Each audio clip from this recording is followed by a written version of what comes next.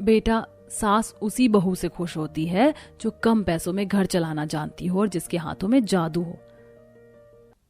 रहने दो माँ, तुमने मेरी शादी कोई करोड़पति घर में नहीं की है जो मुझे ऐसी बातें समझा रही हो। आपसे अच्छे तो सिमरन के घर वाले हैं जो उन्हें उसकी शादी अपने से भी ऊंचे घर में की है। आपकी तरह थोड़ी ना अपने बराबर के घर में रिश्ता जोड़ दिया। दिव्या और सिमरन दोनों ही दोस्त थे, पर दिव्या गरीब घर से थी और उसकी शादी भी मिडिल क्लास में होती है, तो वहीं अमीर सिमरन की शादी अमीर घर में, जिस वजह से दिव्या थोड़ी चिढ़ी रहती है। और शादी के बाद जब उसकी पहली रसोई होती है, आज तो सिमरन की भी पहली रसोई, एक काम करती हूँ फोन करके पूछती हूँ क्या बना रही है। अरे दिव्या, तूने इतनी सुबह सुबह फोन किया, सब ठीक तो है? हाँ सब ठीक है, वो आज हम दोनों की पहली रसोई है तो सोचा तुझसे पूछ लूं तू क्या बना रही है। माँ जी ने बोला है बस सब्जी पुलाव और खीर बना लो, घर में ज्यादा लोग नहीं है ना, तो मैं वही बना रही हूँ। अरे कम लोग हैं तो क्या, आज हमारी पहली रसोई है, हम अपनी पहली रसोई में कुछ अच्छा तो बना ही सकते हैं, इसीलिए मैं तो अपनी पहली रसोई में पुलाव, पराठे, पूरी, पनीर, छोले, मिक्स वेज और रायता बना रही हूँ। ये तो बहुत अच्छी बात है, अच्छा मैं रखती हूँ। दिव्या से बात करके सिमरन फोन रख देती है और दिव्या अपनी सास के पास जाती है और अपने खाने की लिस्ट बताती है, जिस पर सुमित्रा अपनी बहू से कहती है, बहू घर में हम सिर्फ 4 लोग हैं, 4 लोग के हिसाब से ये खाना तो बहुत ज्यादा है। कुछ ज्यादा नहीं है, और जब मेरी दोस्त 4 लोगों में 4 तरह के आइटम बना सकती है तो क्या मैं 5-6 आइटम नहीं बना सकती? माँ बनाने दो ना, अगर भाभी का मन है तो। ठीक है बहू। सास से परमिशन लेकर दिव्या अपनी अमीर दोस्त को दिखाने के लिए उससे ज्यादा खाना बनाती है, पर सिमरन को कोई फर्क नहीं पड़ता। अब इसी तरह कुछ दिन बीत जाते हैं और मोहल्ले में घर में सजाने के लिए कांच का शोपीस और कर्टन बेचने वाला आता है। बहू विंडो के लिए और डोर के लिए ये वाले पर्दे अच्छे हैं ना? माँ देखो ना, ये मूर्ति और कछुए कितने प्यारे लग रहे हैं, ये भी ले लो। अच्छा ठीक है, ले ले बहू, जरा सूरज से पैसे तो लेकर आना। अपनी अमीर दोस्त और उसके परिवार को महंगे सामान लेता देख अब दिव्या भी अपनी अमीर दोस्त को दिखाने के लिए अपनी सास से कहती है, माँ जी आप इतनी देर से पर्दे देख रही हो, अपने घर के सारे पर्दे कितने पुराने हो गए, एक पर्दा आप भी ले लीजिए, देखिए आशा आंटी ने कितना सारा सामान लिया है। बहू आशा को जरूरत थी इसलिए लिया, पर हमारे घर में तो पहले से ही रखे हुए पर्दे, हम क्या करेंगे लेकर। माँ जी ये सारे पर्दे पुराने हो गए हैं। बहू पर्दे ही तो हैं, मैं फिर कभी ले लूंगी, वैसे भी इंसान को उतना ही पैर फैलाना चाहिए जितनी उनकी चादर हो। सुमित्रा सबके सामने अपनी बहू की बात काट देती है। दिव्या को बहुत गुस्सा आता है और वो मुंह बनाकर अंदर चली जाती है। इस तरह कुछ दिन बीत जाते हैं और एक सुबह जब दिव्या की आंख खोलती है तो वह अपने कमरे की बालकनी से अपनी अमीर दोस्त और उसके पति को सामान गाड़ी की डिग्गी में रखता देख उसे आवाज देती है, सिमरन अभी तो शादी को सिर्फ 1 महीना हुआ है, तुम क्या अभी से ही अपने पति के साथ घर छोड़कर जा रही हो? अरे नहीं दिव्या, हम घर छोड़कर नहीं जा रहे हैं, बल्कि हनीमून पर जा रहे हैं, वो भी 1 हफ्ते के लिए। इतना बोलकर सूरज डिग्गी में सामान रखकर सिमरन के साथ गाड़ी में बैठ जाता है और ये देख दिव्या अपने पति से बोलती है, अपने पड़ोसन से कुछ सीखो, 1 महीना हुआ नहीं कि दोनों पति पत्नी हनीमून के लिए जा रहे हैं और आप मुझे आज तक घर से बाहर भी नहीं लेकर गए। अरे शहर से बाहर ना सही, कम से कम शहर ही घुमा दो। दिव्या तुम क्यों अपनी अमीर दोस्त से हर समय कंपैरिजन करती हो, हम उनकी बराबरी नहीं कर सकते। अगर फिर भी तुम्हें घूमना है तो शाम को मैं घर जल्दी आ जाऊंगा, फिर हम साथ मूवी देखने चलेंगे। मुझे नहीं देखनी तुम्हारे साथ मूवी, खुद ही चले जाना। एक बार फिर दिव्या अपने पति से नाराज हो जाती है। समय यूं ही गुजरता है और देखते ही देखते 6 महीने बीत जाते हैं। ऐसे ही एक दिन, अरे ओ सुमित्रा बहन, काजल बिटिया कहाँ है? उसकी कोई दोस्त है जो कि फैशन डिजाइनर है, उससे कहो ना जरा मेरी बेटी के लिए एक सूट बना दे। आशा बहन अभी तो वो घर में है नहीं, शाम को आएगी तो मैं उससे कह दूंगी। ध्यान से कह देना ठीक है, मुझे उसकी सिलाई बहुत पसंद है। आशा सूट का कपड़ा देके वहां से चली जाती है और शाम को काजल कुछ ड्रेस सिलकर घर आती है और अपनी भाभी को देते हुए कहती है, भाभी आप तो जानती है मेरी दोस्त फैशन डिजाइनर है, मैं उसी से सिलाई सीख रही हूँ। देखो मैंने आपके लिए अनारकली सूट सिलाए, एक बार पहन के बताओ कैसा बना है। मुझे नहीं पहना तुम्हारे हाथों का बना कपड़ा। कोई बात नहीं बेटा, अगर तेरी भाभी नहीं पहनना चाहती तो इसे तू ही पहन ले। दिव्या की बातें काजल को काफी बुरी लगती हैं, पर सुमित्रा इस बात को संभाल लेती है और तभी वहां अपनी दोस्त से मिलने सिमरन अपनी नंद के साथ आती है, जो काजल के हाथों में कपड़ा देख उसके कपड़ों की काफी तारीफ करती है। वाह काजल, ये ड्रेस तुमने बनाई है, कितनी प्यारी लग रही है। भाभी मैंने तो आपसे पहले ही कहा था कि काजल बहुत अच्छे कपड़े बनाती है, इसीलिए तो मैं अपने सारे कपड़े काजल को ही देती हूँ सिलने के लिए। सिमरन और करिश्मा की बातें सुनकर काजल को काफी अच्छा लगता है और इसी तरह समय गुजरता है और एक दिन दिव्या अपनी अमीर दोस्त से मिलने उसके घर जाती है, जहां सिमरन दिव्या से कहती है, दिव्या मैं तो बहुत खुश हूँ, अगले हफ्ते हमारी फर्स्ट एनिवर्सरी और मेरे ससुराल वालों ने इसकी पूरी तैयारी भी कर ली है। कैसे न करते तैयारी, तुम्हें पता है दिव्या, मैंने तो सोच लिया है हम अपने घर में ही छोटी सी पार्टी रखेंगे और सिमरन को इतनी प्यारी ड्रेस परचेज करवाएंगे कि बस उस दिन सबकी नजरें दिव्या पर ही टिकी रहेंगी। वैसे तुम्हारी भी तो एक हफ्ते बाद एनिवर्सरी आ रही है, तो दिवाकर ने क्या प्लान किया है तुम्हारे लिए? उन्होंने मुझे कुछ बताया नहीं है, पर मुझे यकीन है मेरे ससुराल वालों ने भी बहुत अच्छा प्लान किया होगा, और सरप्राइज बता दिया जाए तो वो सरप्राइज कैसा। इस तरह दिव्या बड़ी बड़ी बातें करके अपने घर आकर लड़ने लगती है। हम दोनों की शादी साथ में हुई थी, अगले हफ्ते मेरी भी एनिवर्सरी है, पर इस घर में तो किसी को याद ही नहीं। मेरी अमीर दोस्त के घर वाले, उन्होंने सब कुछ प्लान कर लिया और आज वो मेरी दोस्त को बड़े बड़े शोरूम और मॉल लेकर जाने वाले, उसे उसकी पसंद की ड्रेस दिलवाने, और आप लोग हैं कि कुछ सोच भी नहीं रहे। दिव्या सबसे नाराज होकर अपने कमरे में चली जाती है, जिसके बाद सुमित्रा अपनी बेटी के साथ मार्केट जाती है और वहां से कुछ कपड़े और सिलाई का सामान लेकर घर आती है और अपनी बेटी से कहती है, काजल, हम इतने अमीर नहीं कि तेरी भाभी को मॉल के कपड़े दिलवा सके। तेरी दोस्त डिजाइनर है, तो उसी से कुछ डिजाइन कपड़े बनवा लेना। सुमित्रा के बोलने पर काजल अपनी दोस्त के साथ घर आती है और उसके साथ बैठकर खुद अपनी भाभी के लिए एक डिजाइनर गाउन बनाती है। देखते ही देखते एनिवर्सरी का दिन आ जाता है। दिवाकर अपने घर को अपने हाथों से सजाता है और बाहर से कुछ केक और दिव्या की पसंद का खाने का सामान लाता है। तो वहीं सिमरन के घर अच्छी खासी डेकोरेशन होती है और केटरिंग वाले आते हैं, साथ ही कुछ मेहमान भी। और कुछ ही देर में सिमरन एक प्यारा सा गाउन पहनकर सीढ़ियों से नीचे उतरती है और सभी मेहमान उसकी ड्रेस देखकर काफी तारीफ करते हैं। बाहू, तुम इस ड्रेस में किसी परी से कम नहीं लग रही। परी तो लगेंगी ही मेरी भाभी, आखिर मेरी पसंद की जो ड्रेस पहनी है इन्होंने। अब ऐसे कहाँ से ली तुमने ये ड्रेस? सोच रही हूँ कि मैं अपनी बेटी के बर्थडे पर उसे भी कुछ ऐसा ही ड्रेस गिफ्ट करूँ। इसके लिए तो आपको माँ जी से और करिश्मा से ही बात करनी होगी। अच्छा करिश्मा, आज दिव्या की शादी की सालगिरह है, मैं उसे सालगिरह विश करके आती हूँ, जब तक तुम यहाँ पार्टी संभाल लेना। इतना बोलकर सिमरन दिव्या के घर जाती है।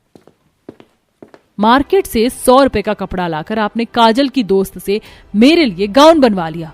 इसे आप डिजाइनर कपड़ा बोलती हैं? मुझे नहीं पहना ये घटिया सा कपड़ा, और ना ही मुझे आप लोगों का ये सरप्राइज पसंद आया। दिव्या, सरप्राइज तो सरप्राइज होता है, तू ऐसा क्यों बोल रही है? और क्या खराबी है इस ड्रेस में? तुम्हारी ये गाउन मेरे गाउन से भी ज्यादा सुंदर है। अगर मुझे पता होता कि तुम्हारे ससुराल वाले तुम्हें इतना प्यारा ड्रेस देंगे तो मैं काजल को ही बोलती मेरी सालगिरह की ड्रेस बनाने के लिए। तुम यहाँ सालगिरह पर मेरी गरीबी का मजाक बनाने आई हो? अगर तुम्हें मेरी ड्रेस इतनी ही पसंद है तो खुद क्यों नहीं पहन लेती? ये तुम्हारा गिफ्ट है, मैं कैसे पहन सकती हूँ? पर हाँ, तुम एक बार इस ड्रेस को पहनकर मेरे साथ बाहर चलो। अगर लोगों को मेरी ड्रेस से ज्यादा तुम्हारी ड्रेस पसंद आई ना, तो मैं अपनी ड्रेस तुमसे एक्सचेंज कर लूंगी। सिमरन के फोर्स करने पर दिव्या वो ड्रेस पहनकर बाहर आती है और सभी की आंखें फटी की फटी रह जाती हैं। बहू, तू ये मत सोचना कि हम तेरा दिल रखने के लिए कह रहे हैं, पर तू इस ड्रेस में बहुत अच्छी लग रही है। कोई कह नहीं सकता कि तू मिडिल क्लास फैमिली से है। आंटी जी, रहने दीजिए, हमारी बातों पर इसे विश्वास नहीं होगा, हम बाहर चलते हैं। सिमरन अपने दोस्त का हाथ पकड़कर बाहर जाती है और जैसे ही वो बाहर जाती है, गली की कुछ औरतें और सिमरन के घर आए मेहमान उन दोनों की ड्रेस देख सिमरन की ड्रेस की तारीफ ना करके दिव्या से उसकी ड्रेस के बारे में पूछने लगते हैं। अरे बहू, तुम इतनी अमीर हो, मैं कभी बताया नहीं? बताओ, सिमरन बहू इतनी अमीर है, फिर भी उसकी ड्रेस तुम्हारी ड्रेस के सामने फीकी पड़ गई है। मैं तो सिमरन से पूछ ही रही थी कि उसने कौन से शोरूम से ड्रेस लिया, पर मेरी नजर तो तुम्हारे गाउन पर ही टिक गई। आप लोगों को सच में मेरी ड्रेस इतनी ज्यादा पसंद आ रही है? वैसे ये ड्रेस मेरी सास और नंद ने मुझे गिफ्ट किया है। माँ जी, माफ करना, मैंने आपके प्यार की कदर नहीं की। काजल, तुमने अपनी दोस्त के साथ मिलकर इतनी मेहनत करी और मेरे लिए ड्रेस बनाई, फिर भी मैंने तुम्हारी ड्रेस की इंसल्ट की। दिवाकर जी, आप सही कहते थे, जरूरी नहीं कि हम अमीर होकर भी कुछ अच्छा कर सके। सिमरन, थैंक यू मेरी आंख खोलने के लिए। बहू, आज तुम दोनों की ही सालगिरह है, ऐसे अच्छे मौके पर दुखी होने से अच्छा है कि साथ में सेलिब्रेट करें। उस दिन दिव्या की आंखें खुल जाती हैं और वो सभी से माफी मांगती है और दोनों दोस्त साथ में अपनी सालगिरह बनाती हैं। एक तरफ रसोई में चूल्हे पर पतीले में चावल उबल रहे हैं, वहीं गुस्से में लाल पीली बहू बड़बड़ाते हुए प्याज काट रही है। हे भगवान, कैसे भूखे नंगे लोगों के खानदान में मेरी शादी हो गई है। इन हपसियों को खाने के सिवा कुछ भी नहीं सूझता है, ऊपर से ये प्याज तेजाब की तरह मेरी आंखों में लग रहा है। गुस्से में बौखलाई रेशमा राजमा चावल की तैयारी में जुटी होती है, तभी डाइनिंग टेबल पर से नानिया सास की आवाज आती है। नातिन बहू, ओ बहू, अरे राजमा चावल बना रही है या बीरबल की खिचड़ी? भूख के मारे पेट में चूहे खलबली मचा रहे हैं, जल्दी ले भी आ। जी बस तैयार हो गया नानी जी, लाई। नानिया सास ने मेरी नाक में दम करके रख दिया है। खाने पीने की कितनी पक्की है, 10 जनों की खुराक अकेले लपेट जाती हैं। रेशमा भाभी, राजमा थोड़ा तीखा बनाना और सूखी लाल मिर्च का तड़का भी लगा देना ताकि खाने में मजा आ जाए। जी बिल्कुल नन्ना जी। आज तो राजमा में कूट कूट कर मिर्च डालूंगी। जब सबके कानों से धुआं निकलेगा और सीसी करेंगे तब पता चलेगा। मुझे तो इस राजमा चावल से चिढ़ मचने लगी है। आखिरकार क्यों रेशमा को राजमा चावल से इतनी ज्यादा चिढ़ मच रही है, सारा मसला क्या है, ये जानने के लिए कहानी के पिछले भाग को देखते हैं। जहां शारदा देवी के आंगन में मोहल्ले की अड़ोसन पड़ोसन जुटी हुई, रेशमा शादी के जोड़े में घूंघट की हुई खड़ी है और शारदा नाच रही है। अरे ओ ढोल वाले भैया, जरा जोर से ढोल नगाड़े बजाओ, सबको पता चलना चाहिए कि मेरे घर में नई नवेली बहू आई है। ढोल वाला जोर से ढोल बजाने लगता है और शारदा पड़ोसनों को चिढ़ाते हुए ठुमका मारकर नाचती है। ओ मेरे अंगने में तुम्हारा क्या काम है, मेरे अंगने में तुम्हारा क्या काम है, जिसकी बहू काम काजी शारदा उसका नाम है, पड़ोसन ने जल जाए जलना ही उनका काम है। छोटे छोटे भाइयों के बड़े भैया आज बने हैं भाभी के सैया, ढोल नगाड़े बजे शहनाइया, झूम के आई मंगल घड़िया। देख लो सावित्री बहन, ये माँ बेटियाँ भुट्टे की तरह उछल कर अपने आप को कुछ ज्यादा नहीं बन रही हैं। चलो इनके यहाँ से। इसके बाद रेशमा की जेठानी कोमल धूमधाम से उसका स्वागत करवाती है।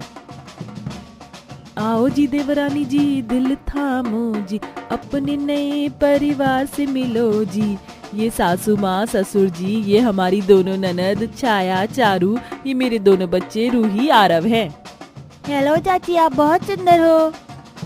अरे अब क्या अपनी देवरानी को सारी रात दरवाजे पर रोके रखने का इरादा है? सफर की थकी हुई है, जाओ नई दुल्हन आराम कर लो। जी माँ जी, अभी आप जाकर आराम कर लीजिए, लेकिन कल पहली रसोई के लिए समय से उठ जाना। तभी छोटी नंद चारू दोनों देवरानी जेठानी के बीच में चुटकी लेती है। अब वैसे कोमल भाभी, आपके मन में तो लड्डू फूट रहे होंगे ना, कल से रसोई का जिम्मा रेशमा भाभी जी संभालेंगी। भाभी आज जितना आराम करना है रज कर आराम कर लो, क्योंकि कल से तो आपकी परीक्षा शुरू है। थकावट की वजह से रेशमा चारू की बातों पर खास ध्यान नहीं देती। सब लोग अपने अपने कमरे में सोने चले जाते हैं और अगले दिन की शुरुआत होती है। रेशमा जल्दी सुबह उठकर साफ सफाई करके रसोई में आती है, जहां रसोई के कोने में 50-50 किलो चावल के बोरे देखकर उसके होश उड़ जाते हैं। ये भगवान, ये रसोई है या राशन का गोदाम? जहाँ देखो कट्टा भर भर कर चावल रखा हुआ है। लगता है मेरे माँ ससुराल वाले चावल खाने के ज्यादा शौकीन है। वैसे इन कनस्तर के अंदर तो आटा होगा, जितने माँ जी जेठानी जी आएंगे पूरी का आटा गोद लेती हूँ।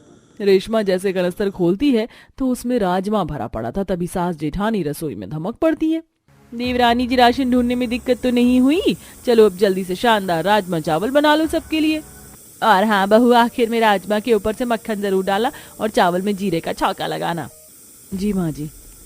हे भगवान, लगता है मेरे ससुराल वाले कुछ ज्यादा ही हल्का फुल्का खाना खाते हैं, वरना पहली रसोई में सिंपल से राजमा चावल कौन बनवाता है। रेशमा राजमा चावल बनाने में जुट जाती है। चावल भिगो दिया है, राजमा उबलने को चढ़ा दिया है, तब तक ग्रेवी बनाने का मसाला तैयार कर लेती हूँ। लगभग 1-1.5 घंटे में रेशमा गर्मा गर्म राजमा चावल बनाकर सबको परोसती है। देखते ही देखते पेटू ससुराल वाले खाने पर टूट पड़ते हैं। वाह चाची, आपने बहुत ही टेस्टी राजमा चावल बनाया, मुझे और चाहिए। भाई मुझको भी राजमा चावल बहुत दमदार लगा। बहू, मेरी प्लेट में भरकर चावल राजमा डाल दे। और बहू, मुझको थोड़ा और देना राजमा चावल। पूरा ससुराल एक साथ राजमा चावल मांगने लगता है। तभी रेशमा कहती है, नानी जी, राजमा चावल तो खत्म हो गए। अरे ऐसे कैसे खत्म हो गए बहू रानी? तिरिया के चुगने लायक चावल बनाया था क्या? अरे तेरे ससुराल वाले खाते पीते घर के हैं, यहाँ रोजाना 5 पतीले चावल और हांडी भरकर राजमा लगता है, तब पूरा होता है। जा जाकर दोबारा बना। ससुराल में एक बार में राजमा चावल में इतना सारा राशन बनने की बात सुनकर रेशमा के सर से चिड़िया उड़ जाती है। गुस्से में लाल होकर किचन में लौट कर आती है। चल बेटा रेशमा, लग जा फिर से चूल्हे पर। ऐसे तो देखने में सारे के सारे सूखड़े से हैं, लेकिन सबकी खुराक खली जितनी है। बुदबुदाते हुए वह सबके लिए राजमा चावल बनाकर उन्हें खिलाती है। इसी तरह रोजाना का सिलसिला हो जाता है, क्योंकि ससुराल में दोनों तीनों टाइम राजमा चावल ही बनता है। सासू माँ, मैं सोच रही हूँ आज खाने में सबके लिए पनीर के पराठे और पुदीने की चटनी बना दूं। रोज रोज रात में राजमा चावल खाकर आप सब लोग भी बोर हो गए होंगे। रेशमा की इस बात पर उसकी नंद छाया कबाब में हड्डी बनते हुए बोलती है, अरे रेशमा भाभी, राजमा चावल खाए बिना ना हमारा दिन नहीं गुजरता न रात। आप राजमा चावल ही बनाना। हाँ रेशमा, चावल खाए बिना हमारा पेट नहीं भरता, तो जाओ अब जल्दी से राजमा चावल बना लो, सबको भूख लगी है। रेशमा किलस कर अपने पति कार्तिक को घूरने लगती है। हे भगवान, सब के सब एक ही थाली के चट्टे बट्टे हैं, मेरी तो मिट्टी पलीत करके रख दी है। बेचारी बहू आलू बुखारे जैसी शक्ल बनाकर जाने लगती है, तभी नानिया सास सख्ती भरे मिजाज में उसे टोकती हैं। अरे ओ नातिन बहू, कल तूने शॉर्टकट के चक्कर में जो झोल किया था, कुकर में चावल बनाया था ना, मुझे उन चावलों का स्वाद आ गया था, तो आज पतीले में ही चावल बनाना, समझी ना? जी नानी जी। इसकी भैंस की आंख, हे भगवान, इस नानी का जीभ कितना चटोरा है, कुकर पतीले के चावल का टेस्ट भी भांप जाती है। बेचारी बहू अकेले 5-5 तक पतीले चावल बनाती है और बहुत सारे राजमा बनाने के लिए भी उसे मिर्च मसाले सिलबट्टे पर पीसना पड़ता है, जिससे उसके हाथ में जलन होने लगती है। वहीं जहां ससुराल वाले राजमा चावल खाने के शौकीन थे, रेशमा डेली राजमा चावल बनाने की वजह से अक्सर खाना भी नहीं खाती थी। ऐसा ही सिलसिला आज भी चल रहा था। एक बार फिर बेचारी बहू रसोई में आती है और पिनकते हुए चावल का पतीला पटकती है। दिन रात राजमा चावल चढ़ चढ़ कर भी इन भुक्कड़ लोगों का मन नहीं भरता है। ये नहीं कि अभी कुछ अलग वैरायटी की सब्जी खा लो, जैसे कि शाही पनीर, दाल मखनी, पनीर चाप, बस राजमा चावल से चिपके रहो। हाँ। तभी कार्तिक किचन में आता है और रेशमा को भड़कते देखकर बोलता है, रेशमा क्या हुआ, तुम इतनी परेशान से क्यों दिखाई दे रही हो? सिर में दर्द हो रहा है? मैं झंडू बाम लगा दूं? एक तो सबने मिलकर मेरी जिंदगी जंग कर रखी है, बड़ा आया झंडू बाम लगाने। हाँ, कोई जरूरत नहीं है ज्यादा मक्खन लगाने की, जाओ यहाँ से, नहीं तो पतीला मारकर तुम्हारा सर फोड़ दूंगी। अरे भड़क क्यों रही हो? जा रहा हूँ बाबा। मैं तो ये बताने आया था कि नानी ने कहा है कि राजमा में मसाला मिक्सर में पीस कर मत डालना, सिलबट्टे में पीस कर डालना। हे भगवान, इस नानी सास ने तो मेरा खून पी लिया है।